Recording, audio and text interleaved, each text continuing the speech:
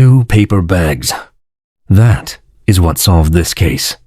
Not a witness, not a confession, not a tip from someone who had been carrying a secret for 40 years. 2 ordinary brown paper bags, the kind you pack a lunch in, placed over the hands of a dead woman on a Colorado highway embankment on the 1st of April, 1987. Standard procedure. Something investigators do at every homicide scene to preserve trace evidence under the hands. Something so routine that the detective who placed those bags over Rhonda Fisher's hands that morning probably did not think twice about it. Those bags sat in an evidence room for 38 years. Untouched, unexamined. Sitting in a storage facility while the case went cold, was periodically reviewed, went cold again, was reopened, had its DNA retested in 2017, produced nothing conclusive, and went cold again. Nobody tested the bags. Not once. For 38 years. And when a cold case investigator in 2025 finally looked at everything in that evidence room and asked, "Have we tested everything?" someone pulled out those 2 paper bags and sent them to the lab for the first time. What came back in October of 2025 stopped everyone cold. The DNA inside those bags, preserved for nearly 4 decades in brown paper in a storage facility in Colorado, matched a name already in the National DNA Database, a name that investigators already knew. A man who had already been on their radar for this very case for years without enough evidence to confirm it. His name was Vincent Darrell Groves, one of the most prolific serial killers in Colorado history. A man who had been convicted of murder in 1982, served less than 5 years, walked free, and then spent the next 6 years killing women across the Denver metro area until the state finally put him back in a cell where he died in 1996. He has been dead for nearly 30 years. And Rhonda Fisher's family, her parents, her siblings died without knowing who killed her. Her mother died not knowing. Her father died not knowing. Her brother died not knowing. The only family member still alive to receive the news was a cousin, who told investigators she was relieved and thankful, and that it had taken far too long. She was right. Today, we are going to Denver, Colorado. We are going to understand who Vincent Groves was, how he operated for over a decade without being stopped, how a system released a convicted killer after 5 years and watched him kill again and again and again. And we are going to meet Rhonda Fisher, a mother, a daughter, a woman whose hands were covered by paper bags on the morning she was found, and whose answer lived in those bags for 38 years before anyone thought to look. Before we go to that highway embankment, before we stand on the stretch of South Perry Park Road near Sedalia, Colorado, where a driver spotted something in the early morning light of April 1st, 1987. You need to know who Rhonda Marie Fisher was. Not the cold case file, not the evidence bags. Her. Rhonda was born in New York in 1956. She was 30 years old when she died. A mother, a daughter, a sister, a friend. Those 4 words, mother, daughter, sister, friend, were the exact words Douglas County Sheriff Darren Weekly used at the press conference on December 2nd, 2025. When he stood in front of cameras and finally closed her case. He did not have much more than that. Because when you are 30 years old and your parents are still alive and your brother is still alive and you are the one who is gone, the people who could have filled in the fullest picture of who you were lived the rest of their lives carrying a question that was never answered. And they died still carrying it. What investigators know about Rhonda's final night alive comes from one piece of information. She was last seen on the evening of March 31st, 1987, the night before her body was found, walking north on South Monaco Parkway in Denver, alone, at night, in a part of the city that Vincent Groves knew very well. Because Vincent Groves operated in Denver the way predators operate in the places they know best. He lived there. He worked there. He moved through those streets with the ease of a man who understood the geography of the city and the geography of vulnerability simultaneously. He knew which corners, which hours, which women. And on the night of March 31st, 1987, Rhonda Fisher was on one of those corners. Vincent Darrell Groves. the name that Douglas County law enforcement called one of Colorado's most prolific serial killers at a press conference that most of the country barely noticed. Which is exactly why this case matters. Because Vincent Groves is not a household name. He is not Ted Bundy or John Wayne Gacy, men whose crimes became national obsessions, whose names became shorthand for a particular brand of evil that the country processed publicly and at length. Groves operated in relative obscurity during his lifetime and has remained in relative obscurity since his death. But the numbers attached to his name are not obscure. At least 12 confirmed homicides, an attempted murder, a sexual assault, all in the Denver metro area. All between 1978 and 1988, and investigators have said clearly the true number of victims is likely higher. 12 confirmed, likely higher. In a city, over a decade, targeting women who were vulnerable, women who were unhoused, who were involved in survival sex work, who were navigating addiction or poverty or the specific precariousness of a life lived at the edges of what the system is designed to catch. Women like Rhonda Fisher, whose story almost nobody knows. Groves began his documented criminal history long before the murders. He had a record of violence. He had been involved in sex trafficking and drug distribution. And in 1982, he was convicted of murder. That is where the system made its most catastrophic decision. He served less than 5 years. A man convicted of murder, confirmed violent history, released after 5 years, back in Denver. Back in the streets he knew, back in the orbit of women who had no way of knowing what had been put back among them. What happened next should not have surprised anyone. But it did not stop him, not for 6 more years, not until 1988 when he killed Diane Mancera in Douglas County and another woman in Adams County. Not until he was finally convicted again and put back in a cell. He died in that cell in 1996, 30 years ago. And the women he killed in the years between his first conviction and his death, women like Rhonda Fisher, waited decades for answers that the system owed them from the very beginning. Right now, I need to stop and ask you something, because we just arrived at the part of this story that is the hardest to sit with. Not the crime scenes, not the DNA, the release. A man convicted of murder in 1982, released in less than 5 years, went on to kill at least 11 more women. So tell me in the comments, what does that make you feel? Is it rage? Is it resignation? Have you heard this story so many times, in so many cases, in so many cities, under so many different names, that it has started to feel inevitable? Or does it still land the way it should land every single time? Tell me, because that answer matters. Because the reason cases like Rhonda Fisher stay cold for 40 years is connected directly to decisions made in courtrooms years before the crimes that take the longest to solve. Subscribe right now. Hit that notification bell. Because this case broke in December 2025 and has almost zero YouTube coverage. This channel is one of the first to tell it properly. When more of Groves' victims are identified and investigators believe there are more, you need to be here. Share this video. One share.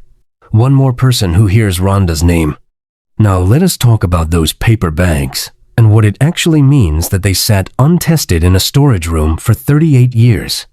The Douglas County Sheriff's Office Cold Case Unit reopened Rhonda Fisher's case in early 2025. Not because new information had emerged, not because a witness had come forward, not because technology had suddenly produced a new lead from existing evidence. Because someone in that unit sat down with the case file and asked the most basic possible question. Have we tested everything? Crime Analysis Supervisor Michelle Kennedy, an accredited investigative genetic genealogist, walked through the evidence with fresh eyes. She made a list of every item that had been collected at the scene in April of 1987. She checked off the items that had been tested over the decades. The ones that had gone through the original investigation. The ones submitted for DNA in 2017. And she found 2 items that had never been tested. Not overlooked by mistake, not forgotten because of poor record keeping, simply never submitted. Because, in 1987, the technology to extract a viable DNA profile from paper bags nearly 4 decades old did not exist. And in 2017, when the case was reviewed for whatever reason, those specific bags were not included in what was sent to the lab. She sent them. The bags were placed over Rhonda Fisher's hands in April of 1987 to preserve trace evidence. Standard procedure. The kind of thing investigators do automatically at homicide scenes to protect whatever might be on or under a victim's hands, fibers, hair, skin cells, anything the killer might have left behind in the physical contact of the crime. For 38 years, those bags preserved exactly what they were supposed to preserve. Inside the bags, a mixture of DNA, Rhonda Fisher's, and an unknown male profile. The unknown male profile was entered into CODIS, the combined DNA index system maintained by the FBI, the national database that holds DNA profiles from crime scenes and convicted offenders across the United States. In October of 2025, a case-to-case match came back.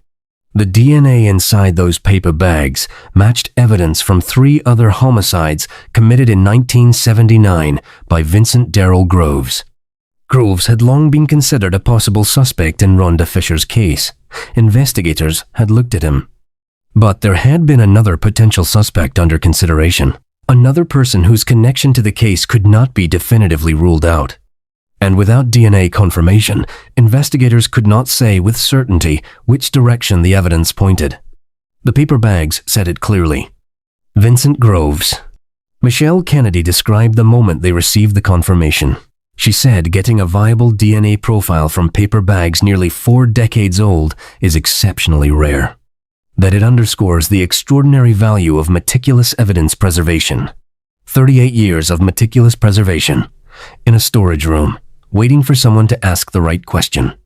Let us talk about what at least 12 confirmed murders actually looks like.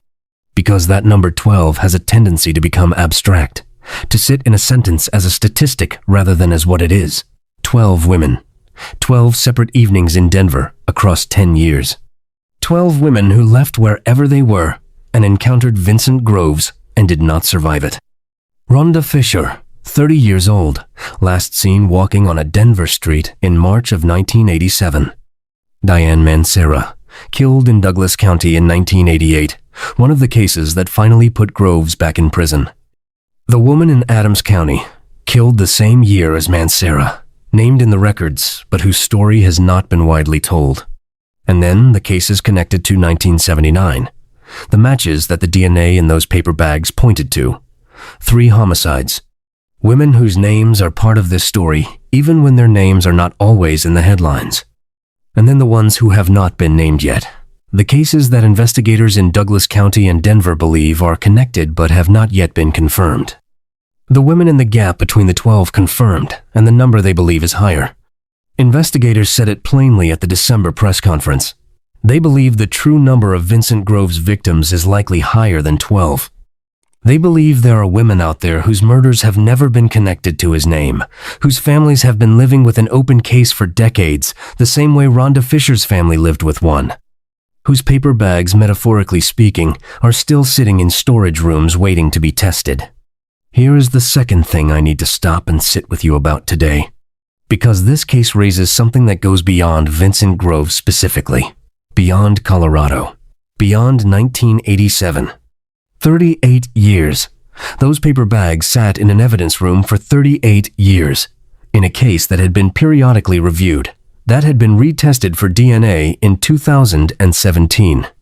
That had been worked by multiple investigators over multiple decades, and the bags were never tested, until someone in 2025 looked at the list and asked, "Have we tested everything?"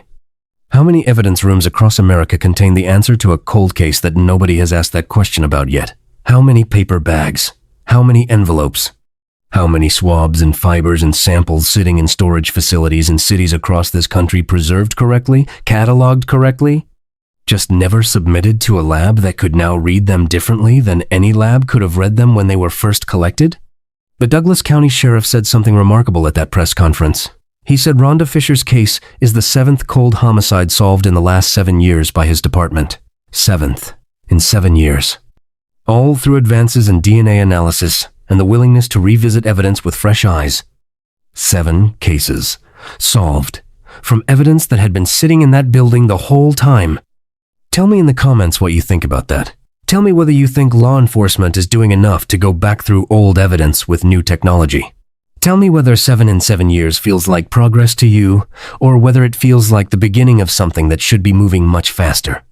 Because the families of the women whose cases have not yet been in that 7th or the 8th, 9th, 10th are waiting for someone in a storage room to ask the right question about the right bag. Subscribe right now.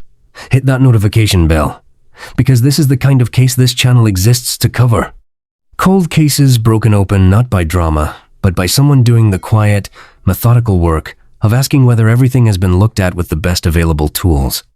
Rhonda Fisher's parents died not knowing. Her father, her mother, her brother.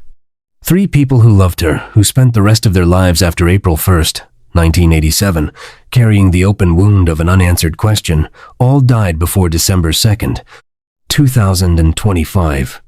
Crime Analysis Supervisor Michelle Kennedy was the one who made the call to the cousin, the only surviving family member. She told her what the DNA had confirmed. She told her the name. She told her the case was closed. The cousin said she was relieved and thankful. And then she said something that every person who works cold cases describes as the most difficult part of the job. Not the crime scenes, not the evidence. The moment you have to tell someone that the answer came too late for the people who needed it most. Kennedy said it herself at the press conference. She said Fisher's parents and siblings had died before the murder was solved, but that she was able to share the news with a cousin who expressed relief. Relief. After 38 years. After watching her family carry this and never receive an answer. After a mother and a father and a brother all went to their graves not knowing. Relief is the word. Not joy, not celebration. Relief. The kind of relief that comes when the weight of not knowing is finally lifted, even when the lifting comes too late for the people you wanted it for most. Douglas County Sheriff Darren Weekly said something that deserves to be said here and held. He said Rhonda Fisher was a mother, daughter, sister, and friend. This case is a testament to our commitment to pursue justice for every victim, no matter how much time has passed. No matter how much time has passed. 38 years, 2 paper bags, a storage room, and a cold case investigator who asked the right question at the right time with the right technology. That is what it took. That is what it always takes. Vincent Groves died in a Colorado prison in 1996. He was never charged with Rhonda Fisher's murder. He will never be charged. There is no trial coming. No courtroom. No moment where the full weight of what he did to at least 12 women in Denver across 10 years is laid out in front of a jury. He killed his first confirmed victim in 1978, was convicted in 1982, served less than 5 years, killed again and again and again, until 1988, when the state finally kept him. 8 more years, then dead. He took more than a decade of violence to his grave, and most of the women he killed have never had their names said in a headline, never had a documentary made about them, never had a press conference where someone stood at a podium and said their name out loud and called them a mother and a daughter and a sister and a friend. Rhonda Fisher finally got that on December 2nd, 2025, 38 years and 2 paper bags later. The women who have not been confirmed yet, the ones investigators believe exist, the ones whose murders may still be connected to Vincent Groves' DNA somewhere in the national database, are still waiting. Before you go, I want to leave you with the question that this case leaves behind, the one that does not have a clean answer and that deserves to stay uncomfortable. If Rhonda Fisher's paper bags had been tested in 2017, when the case was last reviewed 8 years earlier, her family might still have been alive to receive the answer. Her mother, her father, her brother. What would it have meant to them to know? Drop that in the comments. Tell me what you think it costs when the right question gets asked 8 years too late. Tell me what Rhonda's mother might have felt sitting in a room and hearing a name. Tell me whether you think that matters, whether the timing of justice changes what justice means. Because I think it does. And I think that conversation deserves to be louder than a December press conference that most of the country scrolled past. Subscribe to the Cold Case Signals. Ring that notification bell. Share this video. One share. One more person who hears Rhonda's name. One more signal sent down South Perry Park Road in Colorado on behalf of a woman whose hands were covered by paper bags on the morning she was found and whose answer lived in those bags for 38 years. We have more cases coming, more signals, more stories told the way they deserve, with depth, with truth, and with absolute respect for every woman at the center of them. I will see you on the next signal.